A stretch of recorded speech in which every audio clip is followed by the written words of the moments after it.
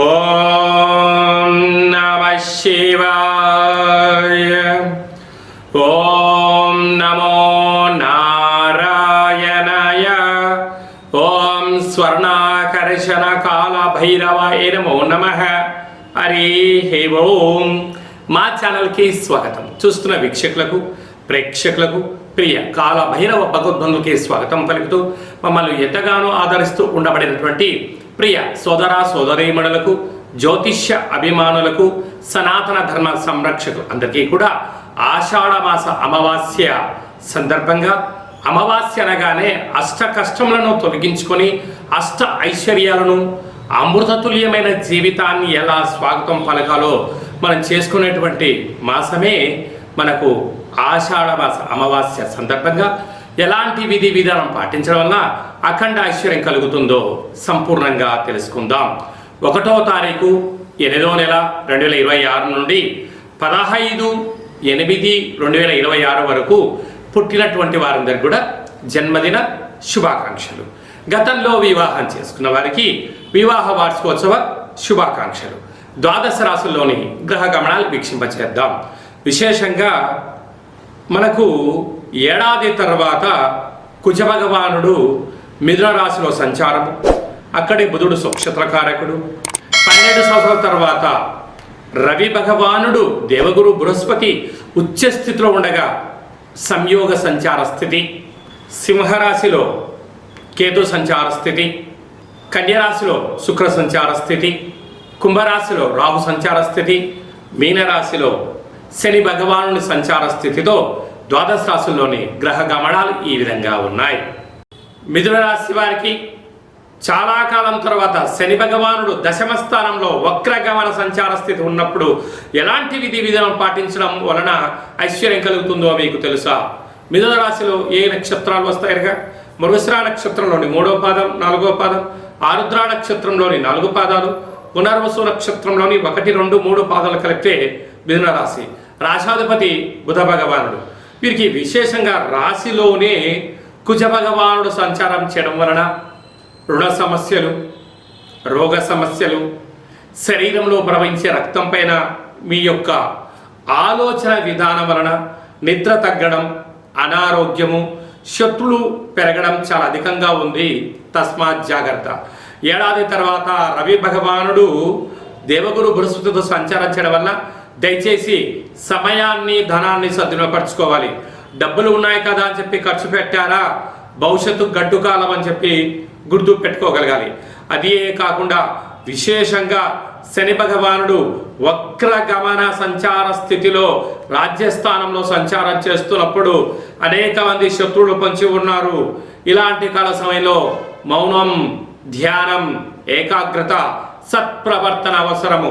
కనుక మీ యొక్క మనస్సుకు ఏదైతే నచ్చుతుందో, ఏదైతే విజయ పరంపర్యాన్ని మీకు మాత్రమే తెలుసో ఆ పని మీరు చేయండి. అద్భుతమైన విజయం మీ సొంతమవుతుంది. ఇక్కడ ఆషాఢమాస అమావాస్య సందర్భంగా బుధవారము ఆశ్లేష నక్షత్రంతో కూడుకున్నటువంటి పుష్యమీ నక్షత్రంతో కూడుకున్న అమావాస్య సందర్భంగా మీరు కూష్మాండ దీపాన్ని పెట్టగలిగినట్లయితే సకల దోషం తొలగి ఐశ్వర్యం కలిగి మిథున రాశి వారికి అన్నింటా విజయ పరంపర్య మీ సొంతమవుతుంది అని చెప్పి మీరు గుర్తుపెట్టుకోగలగాలి. ఆగస్టు మాసంలో ప్రథమార్థంలో ముఖ్యమైన పండుగల గురించి క్లుప్తంగా, సవివరంగా, సంపూర్ణంగా తెలుసుకుందాం. 6వ తారీఖు 8వ నెల 2026 ఆషాఢమాస కృష్ణపక్ష బహుళ అష్టమి గురువారము భరణీ నక్షత్ర సందర్భంగా మనము బహుళాష్టమి అనగానే విశేషంగా క్షీణచంద్రుడు ఉండడం, భైరవ స్వామివారి స్మరణ ధ్యానం వలన సకల అష్ట కష్టాలు తొలగిపోతాయని చెప్పి గమనించాలి. కనుక కాలాష్టమితో సమానమైన అష్టమి కనుక ఇంట్లో ఒక కూష్మాండ దీపాన్ని వెలిగించడం, ఇంటికి దిష్టి తీసి పలగొట్టడం వలన సకల అష్ట కష్టాలు తొలగిపోతాయని చెప్పి గమనించాలి.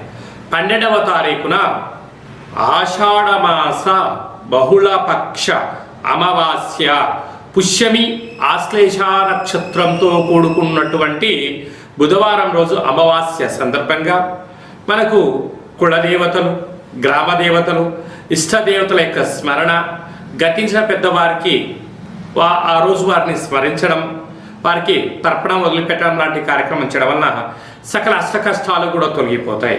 కనుక అమావాస్య తిథి యందున మనం ఆవగించంత భక్తిని, శక్తిని, ముక్తి మోక్ష మార్గానికి బాటలు వేయగలిగినట్లయితే మనకన్నా అదృష్టవంతులు ఎవరు లేరు అని చెప్పి గమనించగలగాలి. ఆషాఢమాసం అనగానే మనకు ఈ భూమండలం అంతను కూడా వర్షాకాలంలో జరుగుతూ ఉండబడిన కాలం కనుక ఇంటిని మనం ప్రతిరోజు శుద్ధి పెట్టుకునేటువంటి కాల సమయంలో పసుపేసి అందులో ఉప్పేసి క్లీన్ చేసుకోవడం, ఇంటి సింహద్వారాలకు పసుపుతో అలంకరించడం, అలాగే ముగ్గు పెట్టడం వలన గ్రామంలో ఉండబడినటువంటి అంటే బయట సంచరించే క్రిమి కీటకాలు మన గృహంలోకి రావు అని చెప్పి కూడా గమనించాలి. అలాగనే ఇంటిలో కులదేవతల, గ్రామ దేవతల, ఇష్టదేవతల స్మరణ, కూష్మాణ దీపము ఇంటి యజమానికి నరదృష్టికి దిష్టి తీసి బయట వేయడం వలన సకల గ్రహ దోషాలు తొలగి ఐశ్వర్యం కలుగుతుందని చెప్పి గమనించాలి. ఇలా కుదరలేనటువంటి వారు ఈ కింది నెంబర్ సంప్రదించినట్లయితే ఆ అమావాస్య తిథి యందు ఎలాంటి విధి విధానాలు పాటించాలో సవివరంగా సంపూర్ణంగా తెలియచేయడం జరుగుతుంది.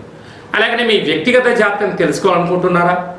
మీ యొక్క పేరు, పుట్టినటువంటి తేదీ, నెల, పుట్టినటువంటి సంవత్సరం, సమయాన్ని రాసి వాట్సాప్ ద్వారా పంపించగలిగినట్లయితే 100 సంవత్సరాల జాతకాన్ని వ్రాసి మీరు పుట్టినప్పుడు గ్రహ గమనాలు ఎలా ఉన్నాయి, ప్రస్తుతం ఎలా ఉంటున్నాయి, భవిష్యత్తులో ఎలా ఉండబోతున్నాయో 100 సంవత్సరాల జాతకాన్ని సవివరంగా సంపూర్ణంగా వ్రాసి మీకు వివరిస్తూ అష్ట కష్టాల నుంచి ఎలా బయటపడాలి, అష్ట ఐశ్వర్యాలకు స్వాగతం ఎలా పలకాలో తెలియజేయడం జరుగుతుంది. అలాగనే చాలామందికి పుట్టినటువంటి కాల సమయంలో డేటా ఆఫ్ బర్త్లో లేనటువంటి కారణం వలన మీ పేరు యొక్క మొదటి అక్షరాన్ని అనుసరిస్తూ రాశిని తెలియచేస్తూ రమణ శాస్త్రం ద్వారా అనగా గవ్వళ ద్వారా కాళభైరవ ఉపాసన చేత భూత భవిష్యత్ వర్తమానాన్ని తెలియజేయడం జరుగుతుంది. ఈ కింది నెంబర్ని సంప్రదించి అపాయింట్మెంట్ తీసుకొని సంప్రదించగలరు. అందరికీ ఆషాఢ మాసంలో అమ్మవారి యొక్క కృప కటాక్ష వీక్షణలు, అందరికీ మంచి ఆయురారోగ్యాలను, విద్యార్థులకు విద్య, ఉద్యోగస్తులకు ప్రమోషను, వ్యాపారస్తులకు వ్యాపార ఆకర్షణ, రాజకీయవేత్తలకు మంచి అవకాశాలు కలిగించాలని మనసారా కోరుకుంటూ ఆశీర్వచనం.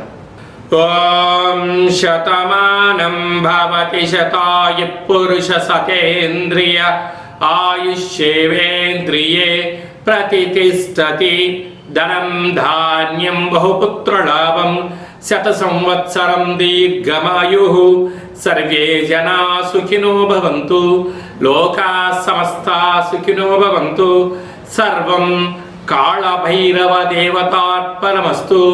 హరి ఓం. ఈ వీడియో మీకు నచ్చినట్టయితే లైక్ చేయండి, షేర్ చేయండి, మా ఛానల్ సబ్స్క్రైబ్ చేసుకోండి. ఆధ్యాత్మిక భక్తి సమాచారాన్ని భగవద్బంధులకు, మిత్రులకు, స్నేహితులకు చేరవేసి హిందూ ధర్మాన్ని కాపాడండి.